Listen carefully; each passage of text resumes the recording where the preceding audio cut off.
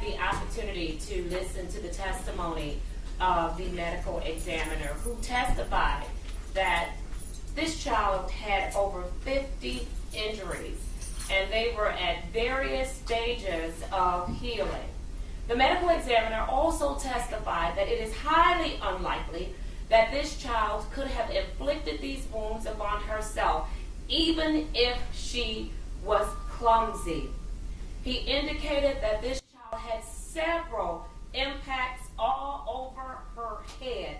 In fact, there was hemorrhaging between the scalp and the bones of this child. I want to paint the picture of the nightmare that this child lived while she was in the care of these two defendants. The medical examiner testified that the injury to the child's pancreas occurred approximately 7 days prior to her death. He indicated that the injuries that this child had sustained, she would have been in a lot of pain, and that her health and her ability to move around would have deteriorated greatly prior to her death. The medical examiner went on to testify that any parent or guardian, and I am going to add a sidebar, in their right mind, would have known that this child was sick and needed medical attention.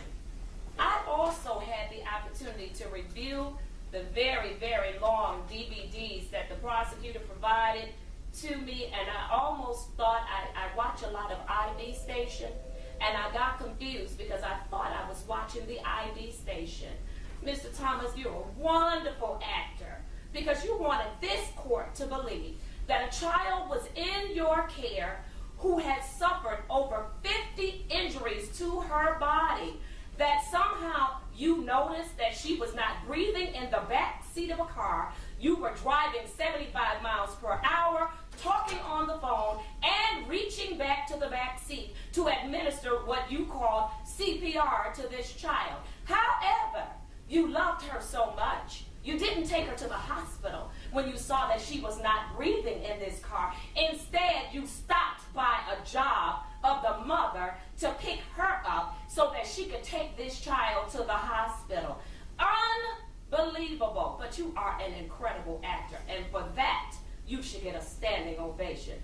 Oh, but Ms. Gordon, you're an even better actor, because on your interview, you pretended like you did not know that your child was being abused, either by you or the man that sat at home all day with your child while you worked and he did not.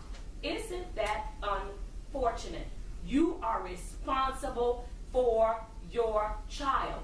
What was even more incredible is during your interview, you indicated that you were aware that your child sustained a head injury. However, you did not take her to the hospital because you had had some Moscato and some marijuana on you. Unbelievable. And so you took your child back home and waited another day. You are wholly responsible for what happened to your child. Therefore, I'm binding both of you over to the Wayne County 3rd Circuit Court.